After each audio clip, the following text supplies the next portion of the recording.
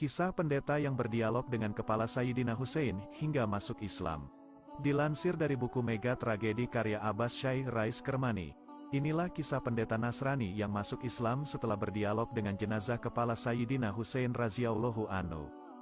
Sayyidina Hussein adalah cucu Nabi Muhammad Shallallahu Alaihi Wasallam yang sangat tragis akhir hidupnya.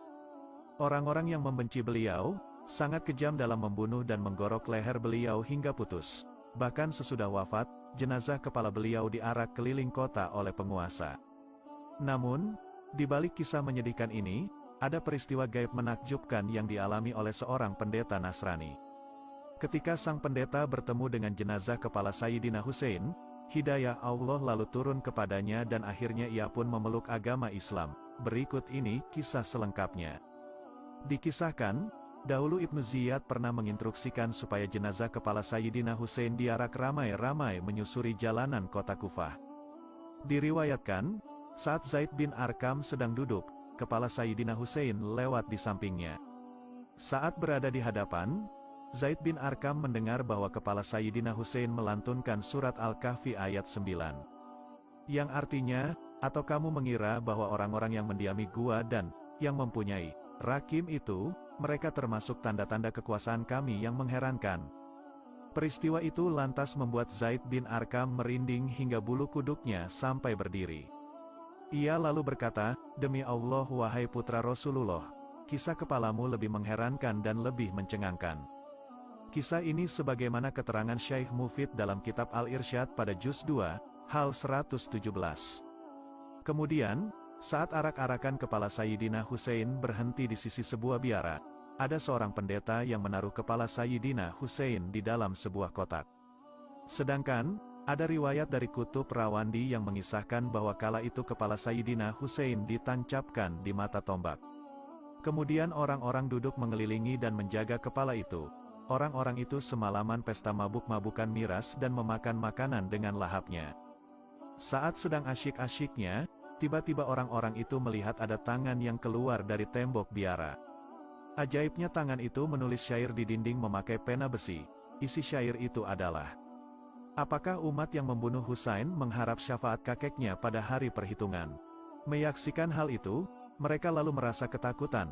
Di antara mereka lalu ada yang berusaha menggapai pena aneh itu. Tetapi, saat hendak diambil, pena itu tiba-tiba hilang lenyap.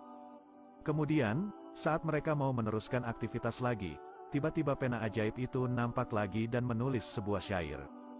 "Tidak demi Allah, tiada pemberi syafaat bagi mereka, mereka pada hari kiamat berada dalam siksaan yang sangat dahsyat." Lalu tangan kembali menulis syair, "Mereka telah membunuh Husain secara aniaya, keputusan mereka bertentangan dengan hukum Alkitab, Al-Quran." Setelah melihat peristiwa menakutkan itu, mereka tidak nafsu lagi untuk makan. Karena saking takutnya, mereka lanjut memilih langsung tidur. Kemudian, pada saat waktu tengah malam, ada pendeta yang mendengar adanya suara yang meratap. Di samping itu, sang pendeta juga mendengar seseorang yang tengah bertasbih. Karena penasaran, sang pendeta lantas berdiri dan mengeluarkan kepala di jendela. Ternyata, ia melihat ada sebuah kotak aneh yang berada di samping dinding tak jauh darinya.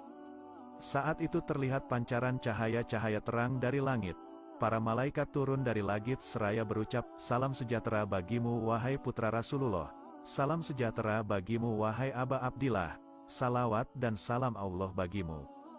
Menyaksikan peristiwa gaib itu, lantas membuat sang pendeta ketakutan dan sangat terkejut. Kemudian, sang pendeta memutuskan untuk menunggu informasi hingga tibanya waktu subuh. Di saat waktu subuh sudah tiba, sang pendeta lalu keluar dari biara dan bertanya kepada orang-orang di sana. Pendeta bertanya kepada mereka, "Isinya apa kotak ini?"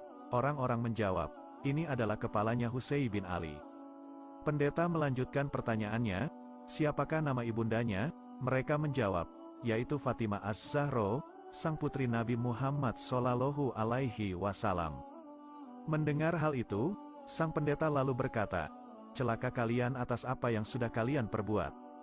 Sungguh benar apa yang diberitahukan para rahib kami bahwa apabila orang ini terbunuh, maka langit akan menurunkan hujan darah, dan ini tidak akan terjadi kecuali ia adalah seorang nabi atau wasi, penerima wasiat nabi. Sekarang kumohon kepada kalian, agar menyerahkan kepala ini kepadaku sejam saja. Sesudah itu, kan ku kembalikan kepada kalian." Namun orang-orang itu menolak dengan berkata, "Kami tak akan mengeluarkan kepala ini kecuali di hadapan Yazid, supaya kami nantinya memperoleh hadiah darinya." Sang pendeta lalu mempertanyakan apa hadiah yang akan diberikan Yazid. Kemudian orang-orang itu mengatakan bahwa mereka nantinya akan dihadiahi sekantong uang sebesar 10.000 dirham. Kemudian sang pendeta bersedia mengganti kepala itu dengan uang yang mereka harapkan, asalkan mereka mau menyerahkan kepala Sayyidina Hussein itu. Mereka lalu bersedia, dan sang pendeta memberi uang kepada mereka sebesar 10.000 dirham. Kemudian, kepala Sayyidina Hussein diserahkan kepada sang pendeta selama 1 jam. Kepala suci itu lantas pendeta bawa ke tempat ibadah, lalu dibasuh memakai air kembang, dan diberi wangi-wangian. Kepala Sayyidina Hussein lalu ditaruh di tempat sujud sang pendeta.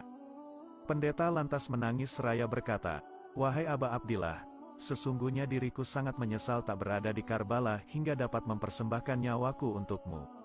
Wahai Aba Abdillah, kapan saja kau bertemu dengan kakekmu, berilah kesaksian bahwa diriku sudah mengucapkan syahadat dan masuk Islam di hadapanmu." Dari sini sang pendeta dan pengikutnya lalu berikrar membaca kalimat syahadat dan memeluk agama Islam. Subhanallah. Kemudian, kepala Sayyidina Hussein dikembalikan lagi. Sesudah peristiwa itu, mantan pendeta memutuskan meninggalkan tempat ibadah biar naya dan memilih hidup di sebuah gunung. Selama di pegunungan, ia sibuk beribadah, meningkatkan kezuhudan hingga akhir hayatnya. Sang pendeta yang dulu beragama Nasrani, kini telah mendapat hidayah Allah dan wafat dalam keadaan husnul khotimah. Subhanallah. Kemudian ada peristiwa yang mencengangkan. Setelah meminjamkan kepala Sayyidina Hussein kepada pendeta selama 1 jam, para orang-orang pasukan utusan Ibnu Ziyad lalu melanjutkan perjalanan panjangnya. Mereka lalu sampai di daerah dekat Syam. Di sana mereka melakukan transaksi bagi-bagi uang hasil pemberian sang pendeta yang sebesar 10.000 dirham tadi. Namun saat uang mau dibagi-bagi, tiba-tiba uang didapati sudah berubah wujud menjadi tanah liat. Terkejutlah mereka. Dalam riwayat lain, dikisahkan bahwa sang pendeta sempat berkata kepada jenazah kepala Sayyidina Hussein, "Wahai kepala pemimpin alam semesta, diriku menyangka engkau adalah bagian dari orang-orang yang telah Allah gambarkan dalam Taurat dan Injil dan telah diberikan keutamaan takwil olehnya. Karena para pemimpin Bani Adam di dunia dan di akhirat menangisimu, aku ingin mengenal nama dan sifatmu." Kepala Sayyidina Hussein kemudian menjawab, "Sayalah orang yang teraniaya. Sayalah orang yang bersedih. Sayalah orang yang berduka. Sayalah orang yang dibunuh oleh pedang kezaliman.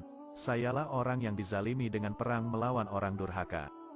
Sayalah orang yang dengan tanpa dosa, hartanya dirampas. Sayalah orang yang dicegah untuk mendapatkan air. Sayalah orang yang diusir dari keluarga dan negerinya." Sang pendeta kemudian berkata, "Demi Tuhan, wahai kepala suci, jelaskan tentang dirimu lebih jelas lagi." Kepala Sayyidina Hussein berkata, "Diriku adalah putra Muhammad Mustafa. Diriku adalah putra Ali Murtado. Diriku adalah putra Fatimah Zahra. Diriku adalah putra Khadijah Kubra. Diriku adalah putra Urwatul Wuthqa. Diriku adalah syahid Karbala. Diriku adalah orang yang terbunuh di Karbala. Diriku adalah yang teraniaya di Karbala. Diriku adalah yang kehausan Karbala." Saat para murid-murid sang pendeta melihat dan menyaksikan peristiwa menakjubkan itu, mereka lalu menangis. Tidak hanya itu, mereka juga kemudian mematahkan tiang salib. Sesudah itu, mereka lalu mendatangi Imam Zainal Abidin, dan di hadapannya mereka lalu mengucapkan kalimat syahadat masuk agama Islam. Allahu Akbar.